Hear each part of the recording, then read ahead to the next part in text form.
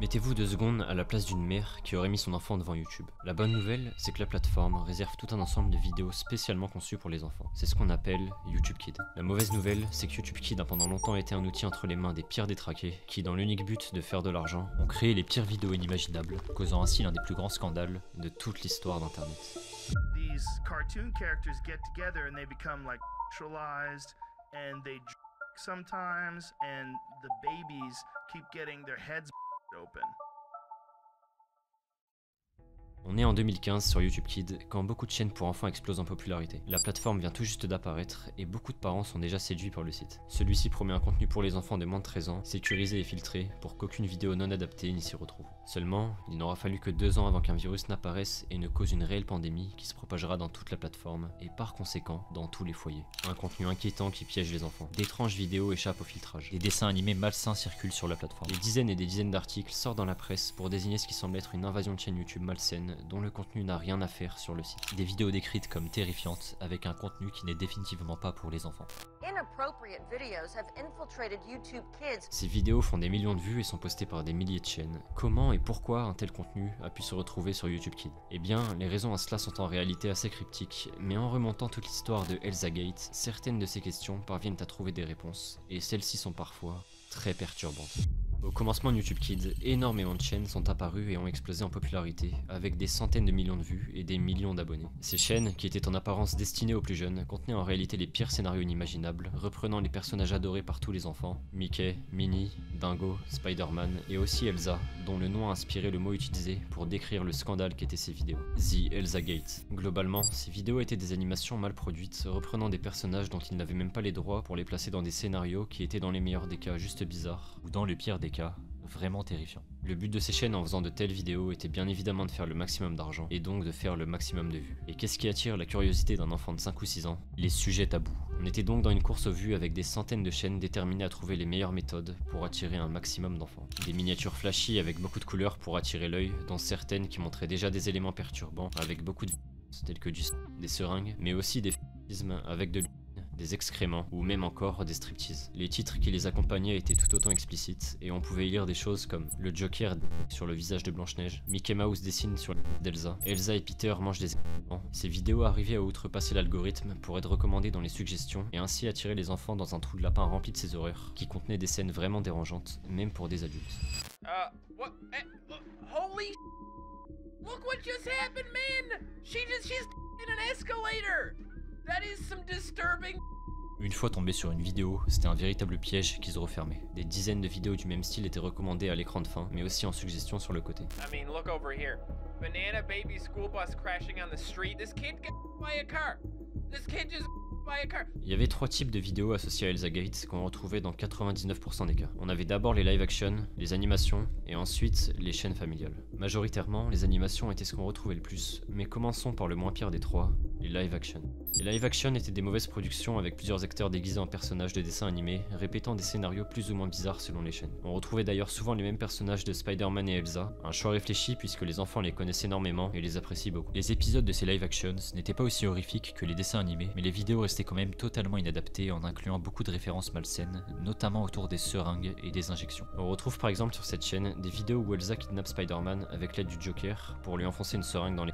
Puis dans un autre épisode, Spider-Man se venge avec un marteau et des clous. Ce qui est vraiment inquiétant avec ces vidéos, au-delà du contenu, c'est qu'elles faisaient des dizaines de millions de vues et dépassaient même parfois les 100 millions. On pouvait douter sur la véracité de ces chiffres, mais il est certain que beaucoup d'enfants sont tombés dessus. Néanmoins, le vrai problème d'Elsagate, c'était pas réellement les live action, mais plutôt les animations, dont les dessins contenaient les scénarios les plus effrayants de toute la plateforme.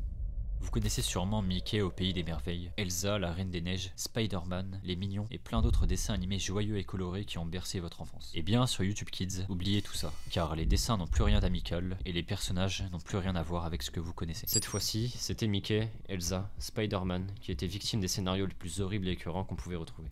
Elsa's Forced Sleeper. This is by an official channel, Super Kids TV. They made Elsa's Forced Sleeper.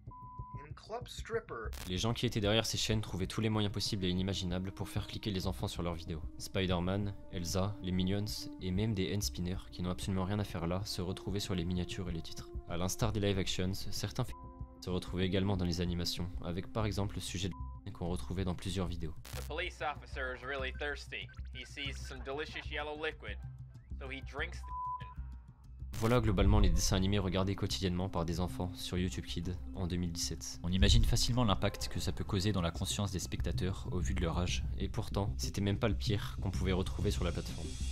Hormis les live actions et les dessins animés, il y avait une dernière catégorie bien plus malsaine à voir, surtout d'un point de vue adulte, les chaînes familiales. Les chaînes familiales ont toujours été populaires auprès des enfants, mais sur YouTube Kids, il y en avait une particulièrement qui était bien plus sombre que les autres. Toys Freaks était une chaîne YouTube de 8 millions d'abonnés impliquant deux sœurs de 7 et 9 ans constamment filmées par leur père dans des situations mises en scène ou alors d'autres bien plus réelles. La chaîne était controversée et elle inquiétait beaucoup d'internautes qui accusaient le père d'abuser de ses enfants sans prendre en compte leur consentement ainsi que de les exploiter pour faire un maximum d'argent. On retrouvait par exemple sur la chaîne des vidéos dans lesquelles une des enfants hurlait de douleur après avoir perdu une de ses dents de lait ou d'autres dans lesquelles le père balançait un homard vivant dans le bain de ses filles qui finissait en toute logique par pleurer. Le contenu de la chaîne reposait essentiellement sur une sorte de roleplay vraiment gênant à regarder, dans lequel le père et les filles se comportent en bébé en faisant toutes les choses les plus bizarres et répugnantes que ça implique. Comment ce contenu pouvait apparaître sur YouTube Kids et faire autant de vues sans être supprimé? On n'a pas de réelle réponse sur pourquoi YouTube laissait traîner ces vidéos, mais on peut facilement deviner qu'il y avait un grand vide au niveau de la modération. En se reposant uniquement sur une intelligence artificielle, les règles étaient facilement contournées par des personnes qui avaient trouvé un moyen de faire énormément d'argent en postant ces vidéos par milliers chaque jour.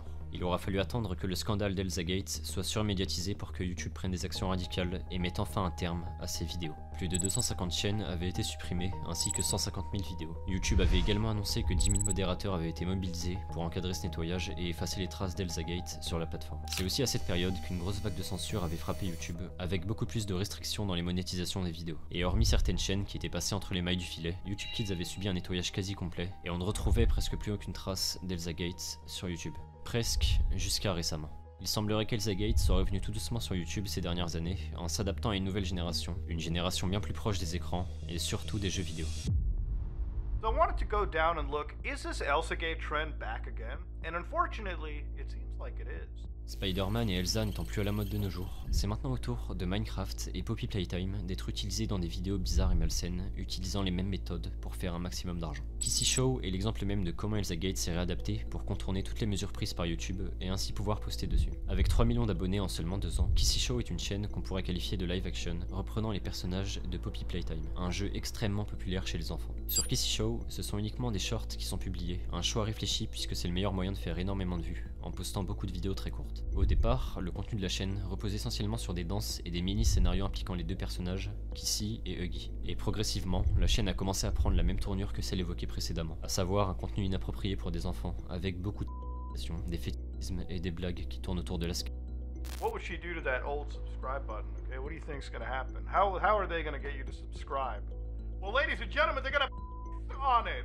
Certaines de leurs vidéos ont été supprimées par eux-mêmes afin d'éviter d'être strikés par YouTube, et pour se défendre encore plus, ils précisent dans leur biographie que leur chaîne n'est pas dédiée aux enfants, ce qui est bien évidemment un mensonge pour ne pas se faire bannir. Pour le moment, la chaîne est encore active, et il est évident que les personnes derrière celle-ci connaissent les règles de YouTube et savent les contourner. Mais concernant la chaîne dont je vais vous parler dans quelques instants, les limites morales ont été dépassées depuis très longtemps.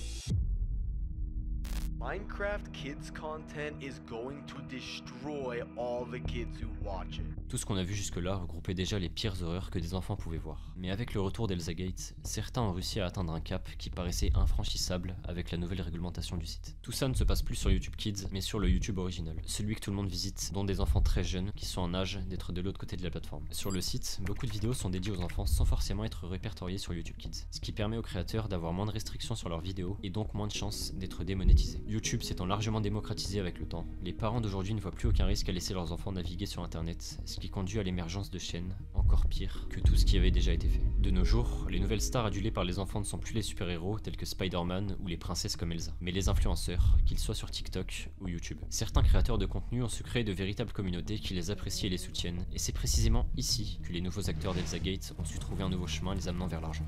Depuis récemment, le contenu Minecraft pour enfants est décrié sur YouTube avec plusieurs vidéos qui s'étonnent de ce qui semble être le retour d'Elsagate. En réalité, quand on analyse l'évolution du contenu Minecraft, on comprend facilement comment celui-ci a fini par être la cible des personnes les plus immorales d'internet. Pendant longtemps, les vidéos sur Minecraft étaient des let's play en mode survie ou des gameplays en multijoueur sur divers serveurs. Mais depuis quelques temps, une nouvelle tendance s'est installée dans l'univers Minecraft de YouTube. Désormais, on retrouve des épisodes avec des scénarios et des personnages créés par les youtubeurs qui en font des séries très suivies par les jeunes qui les regardent exactement comme ils regarderaient un dessin animé. L'exemple le plus probant est sûrement celui de Cash et Nico. deux youtubeurs Minecraft ultra connus par les enfants qui sortent des vidéos quotidiennement sur le jeu. Les deux youtubeurs ont su créer au fil du temps un univers apprécié et suivi par les enfants, qui a malheureusement fini par être totalement détourné, puis perverti par les plus gros dépravés de YouTube. L'exemple le plus connu à ce jour reste la chaîne Cash & Nico Fans, une chaîne qui se prétend être dédiée aux fans des deux youtubeurs. Quand on arrive sur la chaîne, tout semble être normal avec une description déclarant qu'on peut y trouver des vidéos de haute qualité sur Cash & Nico. Seulement, quand on navigue sur la page d'accueil, on comprend rapidement que cette chaîne n'est absolument pas un contenu pour les fans,